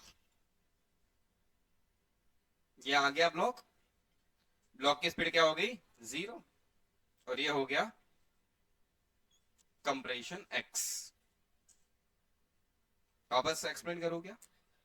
यहां से धीरे धीरे नीचे आ रहा है, स्पीड इंक्रीज हुई, इंक्रीज हुई, इंक्रीज हुई, यहां पर इसके पास कुछ स्पीड है, स्पीड के साथ ये यहाँ टकराया। जैसे ही आया, स्प्रिंग को कंप्रेस करना स्टार्ट कर दिया, क्योंकि उसके पास इस डायरेक्शन में स्पीड थी। जैसे स्प्रिंग कंप्रेस हो रही है, स्प्रिंग ने फोर्स लगाना स्टार्ट कर दिया, किस डायरेक्शन में, बाहर। स्प्रिंग बाहर फोर्स लगा रही है, ब्लॉक अंदर चल रहा है, तो उसकी स्पीड धीरे धीरे कम होती जाएगी। स्पीड कंप्रेस, स्प्रिंग कंप्रेस हो रही, कंप्रेस हो रही, कंप्रेस हो रही है। जैसे स्प्रिंग में कंप्रेशन बढ़ता गया, क्या स्प्रिंग फोर्स बढ़ता गया, मतलब स्पीड कम होती गई। कम होते होते होते होते कितनी हो गई, 0। अब ब्लॉक अंदर नहीं जा सकता, तो अब स्प्रिंग कंप्रेस नहीं हो सकती। तो ये हो गया इसमें मैक्सिमम कंप्रेशन x। अब तो स्प्रिंग धक्का लगाएगी, ब्लॉक वापस भागने वाला है। वो हमारा क्वेश्चन नहीं है, हमें चाहिए मैक्सिमम कंप्रेशन। अगेन क्या लगा दो, वर्क एनर्जी थ्योरम।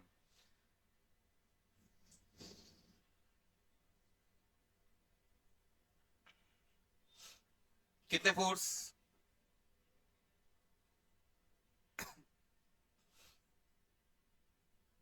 फिर स्प्रिंग फोर्स, डेल्टा के मतलब फाइनल माइनस इनिशियल। बेटा यहां पर नॉर्मल भी तो होगा, ऐसे होगा ना नॉर्मल, mg ऐसे लगेगा, नॉर्मल ऐसे लगेगा। ठीक है, सही है। बोलो वर्क डन बाय mg। अरे बस, work done by mg, mg into h। अब मैं ये वापस नहीं समझा रहा, मैं सीधा h क्यों लिख रहा हूं, वो हो गया। फोर्स की डायरेक्शन में displacement. Work done by normal मैं जीरो लिख रहा हूं, क्यों, समझ गए? Work done by spring minus half के x square, final kinetic energy zero, initial kinetic energy भी जीरो, हाफ के x square is equal to mgh, so x square 2 mgh by k, so x root of 2 mgh by k। बस अगर situation को हम ढंग से analyse कर ले तो सॉल्यूशन ज्यादा लंबा नहीं होता, इसलिए अलग अलग केसेस की हम थोड़ी प्रैक्टिस कर रहे हैं।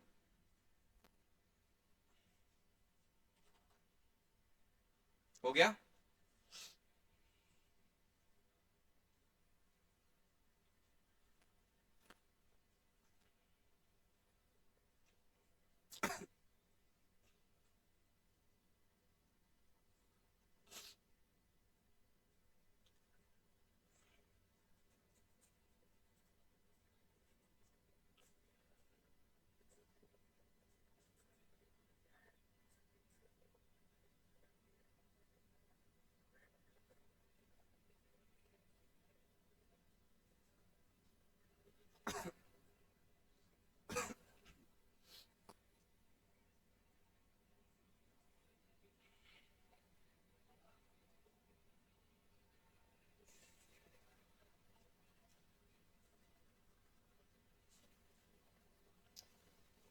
हो गया।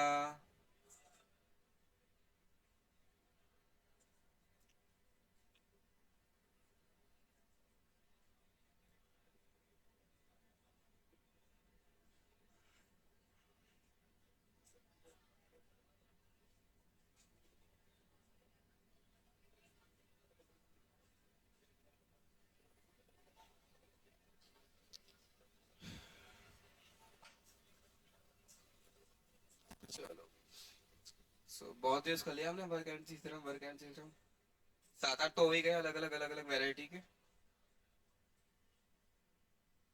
आगे बढ़ते हैं।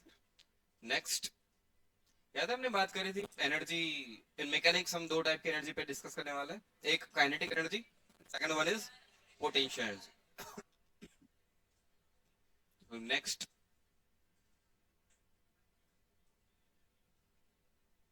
एनर्जी के नेक्स्ट फॉर्म पे आते हैं, पोटेंशियल एनर्जी।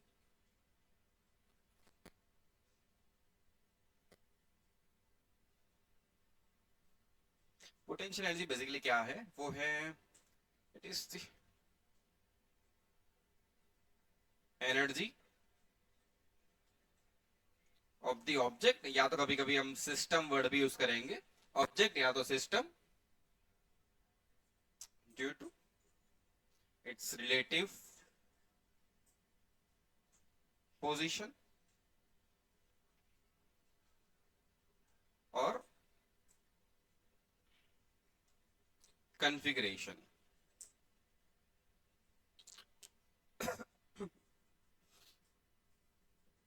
सिस्टम के पास वो एनर्जी जो उसके पोजीशन के कारण या तो उसके कॉन्फ़िगरेशन के कारण आई है, उसे हम पोटेंशियल एनर्जी कहेंगे।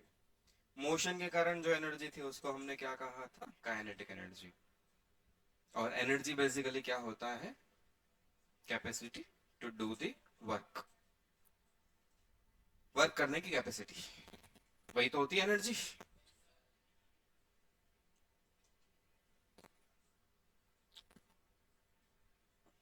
समझते चलो। एक बहुत इंपॉर्टेंट बात, इट इज डिफाइंड फॉर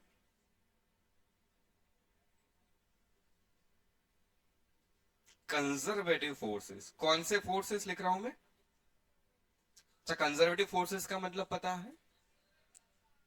वो फोर्स जो जिसमें वर्क डन पाथ पे डिपेंड नहीं करता, उनके लिए हमने एक न्यू फिजिकल क्वांटिटी डिफाइन कर दी जिसका नाम है पोटेंशियल एनर्जी। ऐसा करने से हमें बहुत फायदा हुआ क्योंकि हमने कंजर्वेटिव फोर्सेस के लिए वर्क कैलकुलेट करके रखे हैं। किया है ना हमने काम, कंजर्वेटिव फोर्स पे वर्क की वैल्यू कैलकुलेट करी थी। तो पॉइंट्स दिए जाते थे, पूछा जाता था कि वर्क बताओ वर्क बताओ वर्क बताओ। और हमने एमजी की हेल्प से ये भी प्रूव कर लिया था कि कंजर्वेटिव फोर्सेस में वर्क पाथ पे डिपेंड नहीं करता। तो कुछ स्टैंडर्ड कंजर्वेटिव फोर्स जो हमारे सिलेबस का पार्ट है, वो एक तो एमजी, दूसरा वो अपना स्प्रिंग फोर्स, दोनों कंजर्वेटिव है। दोनों फोर्सेस की और दोनों में वर्क की रिक्वायरमेंट हमें आगे बहुत पड़ती है, मतलब बार बार वो कैलकुलेट करना पड़ता है।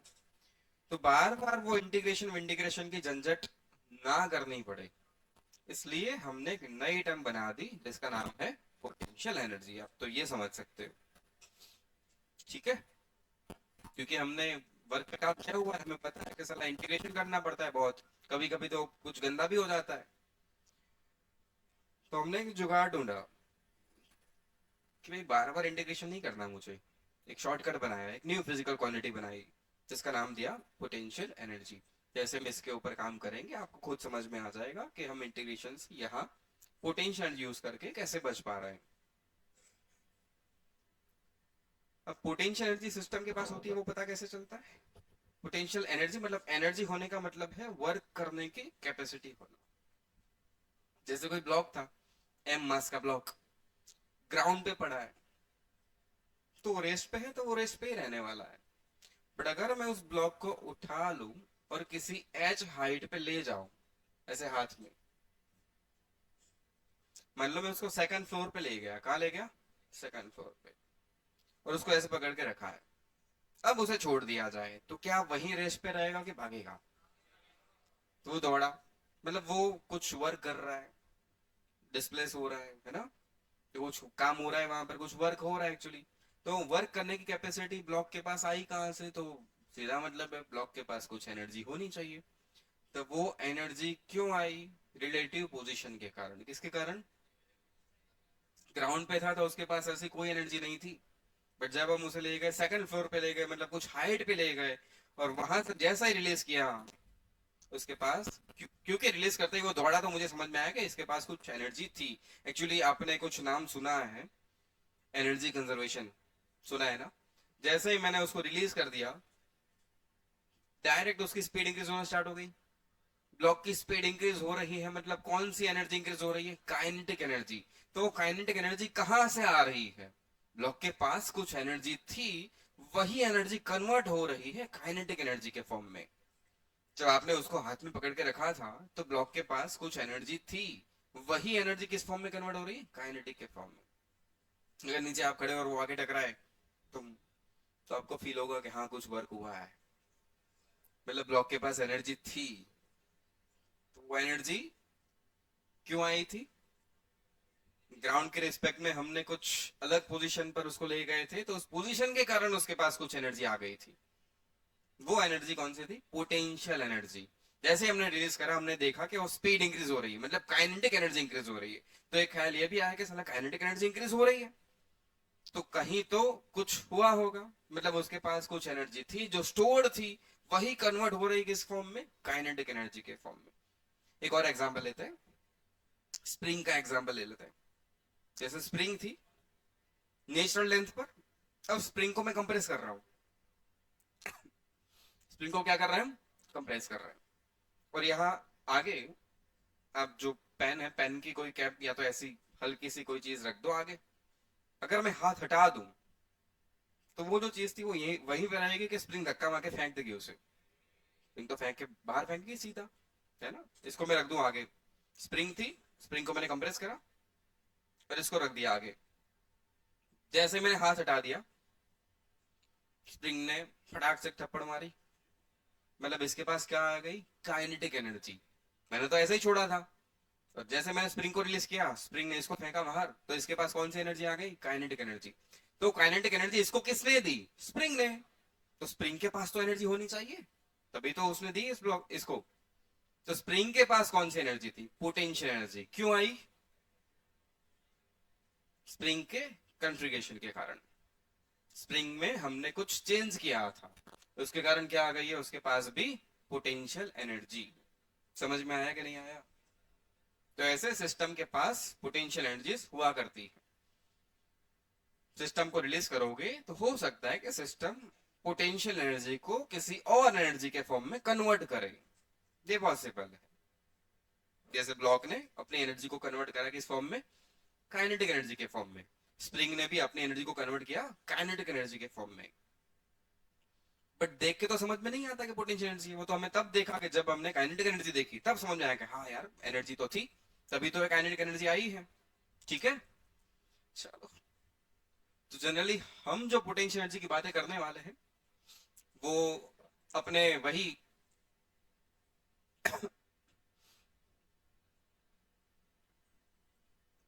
दो कंजर्वेटिव फोर्स के लिए बात करने वाले। कौन से दो कंजर्वेटिव फोर्सेस? भाई एक अपना एमजी ग्रेविटेशनल फोर्स, ये कौन सा है? इसके लिए ये कंजर्वेटिव है, तो इसके लिए हम एक पोटेंशियल एनर्जी डिफाइन करेंगे। और अगेन हम पोटेंशियल एनर्जी डिफाइन करेंगे अपने स्प्रिंग फोर्स के लिए। माइनस के एक्स लिख दो। ये कौन सा फोर्स है? Spring force. ये भी कंजर्वेटिव है, तो इसके लिए भी हम क्या डिफाइन करेंगे? Potential energy. अगेन याद करवा दूं किसके लिए डिफाइन होती है? ओनली कंजर्वेटिव फोर्सेस के लिए।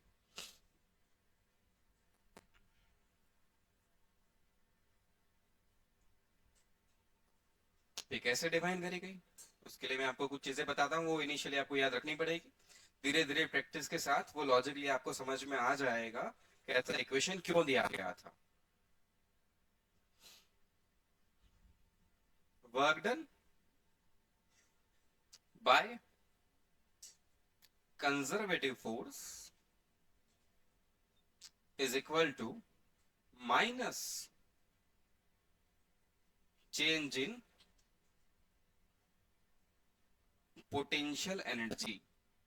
पोटेंशियल एनर्जी को ऐसे डिफाइन किया गया, work done by conservative force is equal to minus change in potential energy. मतलब समझो,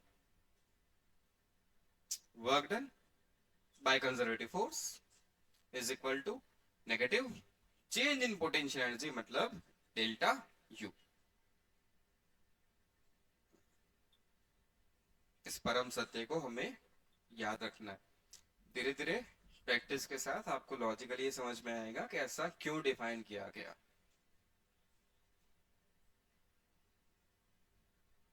इसको हल्का सा मॉडिफाई भी कर सकते हो। Work done by conservative minus delta you होता है you final minus you initial.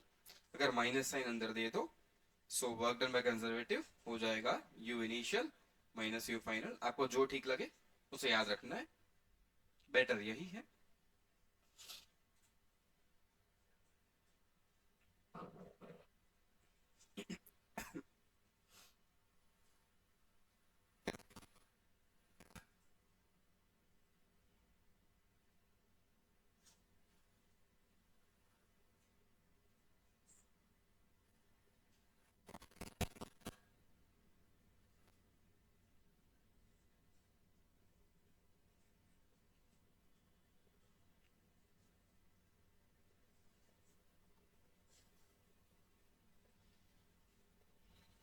Again वो बेसिक चीजें तो बेटा आपको पता है। एनर्जी है मतलब उसका यूनिट अगेन मीटर जूल होगा या तो न्यूटन मीटर होगा।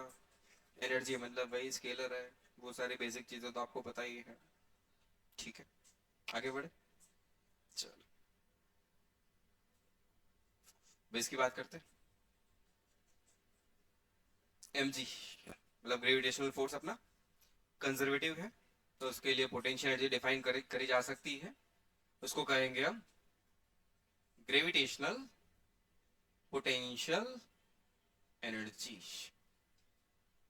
Gravitational potential energy. अच्छा, mg के लिए जो वर्क किया जाता है, क्या वो वर्क पाथ पे डिपेंड करता है? नहीं, क्योंकि mg तो कौन सा फोर्स है? कंजर्वेटिव है। हमने ये प्रूव भी कर लिया है कि mg का वर्क डन पाथ पे डिपेंड नहीं करता। दो अलग अलग पाथ हमने लिए थे, वर्क सेम आया था। चलो, ये ब्लॉक एम मास का ब्लॉक इनिशियली ग्राउंड पे पड़ा था। इसको हम ले जाना चाहते हैं h हाइट ऊपर। कितना ऊपर? h हाइट ऊपर। इसको यहां से यहां ले जाना है, h ऊपर। mg कहाँ लगेगा? नीचे। डिस्प्लेस कहाँ करवा रहे हो? ऊपर। डेफिनेशन क्या है? ये work done by conservative force is equal to minus change in potential energy. Work done by conservative force is minus delta U, ये हमें पता है। वर्क डन बाय कंजर्वेटिव, यहां पर कंजर्वेटिव फोर्स कौन है? mg। तो यहां किसका वर्क डन कैलकुलेट करा जाएगा?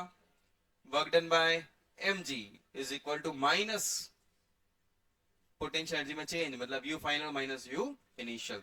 यू इनिशियल यहां मानी जाएगी, यू फाइनल यहां मानी जाएगी। चलो बताओ वर्क डन बाय mg कितना होगा? वो तो आता है हमें। mg कहां? नीचे। डिस्प्लेसमेंट कहां है? ऊपर। वर्क कितना लिखोगे? Force mg, displacement h, cos 180। सही है ना? अरे यार,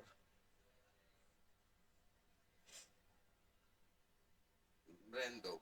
माइनस cos 180 क्या हो गया?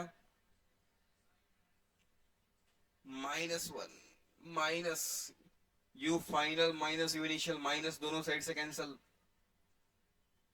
सो mgh is equal to u final minus you initial. So अगर मैं यू फाइनल लिखना चाहता हूं तो यू इनिशियल प्लस mgh। सही है ना? एच हाइट पर पोटेंशियल एनर्जी जिसको हमने लिखा है यू फाइनल, वो आंसर हमें दिख रहा है यू इनिशियल प्लस mgh। मतलब मैं यू फाइनल का परफेक्ट आंसर तभी बता सकता हूं जब मुझे यू इनिशियल पता हो, है ना? समझ में आ रहा है? इसका मतलब यह है कि बेटा जनरली हम जब वर्क कैलकुलेट करेंगे तो वर्क से हमें किसी एक पॉइंट की एनर्जी नहीं पता चलती, वर्क से हमें क्या पता चलता है? Change in potential energy. And actually हमारे काम का वही है, चेंज इन पोटेंशियल एनर्जी। वो तो हम अब जुगाड़ लगाएंगे। अगर यहाँ की एनर्जी आपको बतानी है तो अकॉर्डिंग टू इक्वेशन तुम्हें यू इनिशियल पता होना चाहिए। एंड स्टैंडर्ड जो एजम्पशन लिया गया वो ये लिया गया कि ग्राउंड पर इसे क्या ले लो? जीरो। अगर इसे जीरो मान दिया जाए तो फाइनल की वैल्यू क्या हुई? mgh। यू इनिशियल को क्या ले लो? जीरो। तो यू फाइनल क्या होगा? जीरो प्लस mgh मतलब mgh। तब जाके यहां पर एनर्जी क्या है? mgh। मतलब h हाइट पर पोटेंशियल एनर्जी m मास के ब्लॉक की क्या हुई? mgh। बट वो तब जब ग्राउंड पे जीरो है। अब जब mgh बोल रहे हो तो साथ साथ मन में हमें यह भी याद रखना है कि ग्राउंड पे जीरो है तब h हाइट पर mgh है। ठीक है ना? अगर ग्राउंड पे x होती तो x प्लस mgh। अगर ग्राउंड पे ही mgh लिखते तो mgh प्लस mgh, 2mgh। नहीं आया समझ में? ग्राउंड पे माइनस mgh लिखते तो माइनस mgh प्लस mgh, तो यहां जीरो। मतलब इसके रिस्पेक्ट में यहां लिखा जा रहा है। यहां पर हमने क्या मान लिया? जीरो। ये है रेफरेंस वैल्यू। जब भी पोटेंशियल एनर्जी में किसी एक पॉइंट की पोटेंशियल एनर्जी जब हम डिफाइन करेंगे तो कहीं ना कहीं हमने रेफरेंस वैल्यू ली होगी, क्योंकि हमें पोटेंशियल एनर्जी का डिफरेंस चाहिए। एक्चुअली हर वक्त हमें हमारे काम की इंफॉर्मेशन पोटेंशियल एनर्जी की किसी एक पॉइंट पर वैल्यू नहीं है। हमारे काम की इंफॉर्मेशन होने वाली है चेंज इन पोटेंशियल एनर्जी।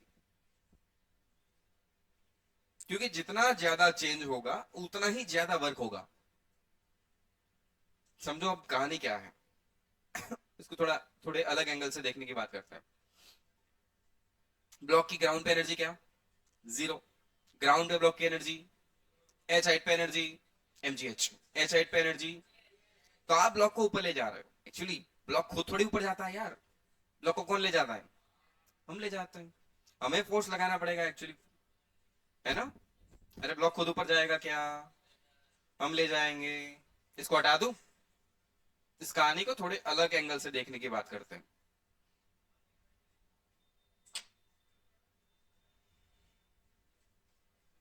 इस ब्लॉक पे नीचे फोर्स लग रहा था, कौन? mg। मैंने ब्लॉक के कान में जाके कहा बेटा जाओ एच साइड पे जाके बैठ जाओ। क्या हो जाएगा? क्या हो जाएगा? हमें कुछ फोर्स लगाना पड़ेगा। हम फोर्स लगाएंगे, ब्लॉक को डिस्प्लेस करेंगे, तब ब्लॉक ऊपर जाएगा। तो मैंने लगाया फोर्स। एफ एक्सटर्नल, और मैं चाहता हूं कि ब्लॉक स्लोली ऊपर जाए। कैसे जाए? और वहां जाकर रोक दिया, मतलब हम धीरे धीरे ले जाएंगे। मतलब हम नहीं चाहते कि एसलेट हो, हम नहीं चाहते कि इसकी काइनेटिक एनर्जी इंक्रीज हो। हम अभी किसको स्टडी करना चाहते हैं? पोटेंशियल एनर्जी को। इसलिए मुझे जो फोर्स लगाना पड़ेगा वो किसके बराबर होना चाहिए? mg जितना या तो उससे जस्ट बड़ा, तभी तो ऊपर जाएगा। अरे mg से कम फोर्स लगाओगे तो ऊपर आएगा क्या? mg से कम लगाओगे तो ऊपर मिनिमम कितना लगाना पड़ेगा? mg के बराबर। बट एक्चुअली आप तो ऊपर ले जाना चाहते हो तो उससे जस्ट बड़ा। जब भी ऐसी बात आती है जस्ट बड़ा फोर्स, तो हम क्या करते हैं? इक्वल ही ले लेते हैं हमेशा। तब हम क्या करते हैं? इक्वल ले लेते हैं। तो मैं इतना ही फोर्स लगा के इस भाई साहब को धीरे धीरे ऊपर ले जा रहा हूं, और मैं ले गया अगेन कितनी हाइट पर? h। तो एक और चीज कैलकुलेट करो, work done by F external. External force ने कितना काम किया ये देखो तो। एक्सटर्नल फोर्स की वैल्यू लगभग किसके बराबर ले लोगे? mg के बराबर। ऐसे लिखोगे ना, force into displacement into cos theta. Force भी ऊपर, डिस्प्लेसमेंट भी ऊपर, एंगल जीरो। चलो, एक्सटर्नल फोर्स लगभग किसके बराबर लोगे बच्चा? mg के बराबर। क्योंकि आप उसे एसलेट नहीं करना चाहते, काइनेटिक एनर्जी में हमें कोई चेंज नहीं होने देना, हमें सिर्फ पोटेंशियल एनर्जी से मतलब है। कॉस जीरो क्या हो गया? 1। कितना आंसर आया? कितना आंसर आया? इसलिए एक अलग डेफिनेशन ये भी दी गई, work done by F external is equal to delta U. Work done by F external is equal to delta U. Check करो। चलो इसको भी चेक कर लेते हैं। Work done by external force, sir आप कह रहे हो डेल्टा यू।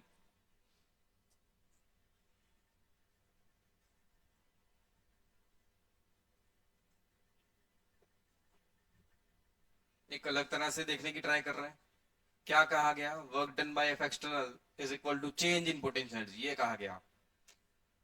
अच्छा, work done by F external is equal to delta ही होता है। एफ एक्सटर्नल से कितना काम हुआ? mgh, वो तो हमने निकाल लिया यहीं पे। Work done by F external कितना है? mgh। लिख दो यहाँ mgh, ये आंसर तो हमें पता है। डेल्टा यू, अगेन देख यू फाइनल क्या आ रहा है? सेम आ रहा है, अलग आ रहा है? सेम आ रहा है। सही में क्या अलग है? सही। अगेन यहाँ पर यू इनिशियल क्या ले लो? जीरो। तो यू फाइनल क्या आ गया? mgh। तो इसको ऐसे भी समझाया जाता है कभी कभी। इन शॉर्ट आपको दो चीजें याद रखनी है, work done by conservative negative change in potential energy, और work done by external is equal to change in potential energy. दोनों का कहने का मतलब एक ही है। वर्क डन बाय एक्सटर्नल का मतलब होता है work done against conservative force. Work done by external लिखो या तो work done against conservative force लिखो, दोनों का मतलब एक ही है। आंसर भी वही आएंगे। आप ये याद रखो या ये याद रखो, ठीक है। जब हम एच हाइट पे एनर्जी बोलेंगे एम जी एच, तो हम ये मन में याद रखेंगे ग्राउंड पे हमने क्या माना हुआ है? जीरो। तब जाके एच हाइट पे क्या है? M G H. ग्राउंड पे अगर एक्स तो एच हाइट पे, ग्राउंड पे अगर एक्स तो एच हाइट पर X plus M G. Ground पे अगर -10 तो एच हाइट पर -10 प्लस एम जी एच। आया समझ में? पक्का? सबको आया समझ में? अच्छा, इस ब्लॉक को मैं ऊपर ले जा रहा था, मैं सीधा ले जाऊं या तो ऐसे घुमा के टू, आंसर सही मतलब, आंसर सही मतलब, क्योंकि ये तो है work done by conservative force, वो पाथ पे डिपेंड। मतलब आप ब्लॉक को सीधा ले जाओ 10th फ्लोर पर, तो जो एनर्जी आएगी वही एनर्जी आएगी। अगर आप उसको लिफ्ट से ले जाओ या हेलीकॉप्टर से ले जाओ, रख दो, answer will be same. Answer हमेशा सेम रहेगा।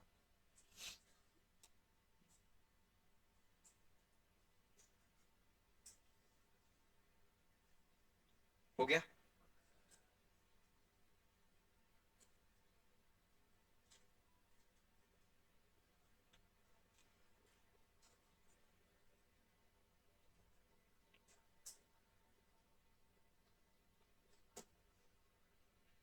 टाइम हो गया क्या लेक्चर का? कितने बजे हो गया? अच्छा, 15 मिनट ज्यादा हो गए। ठीक है, आज का काम जो करवाया गया है बेटा अभी तक, वो सब कुछ ढंग से रिवाइज करके आओगे। ठीक है।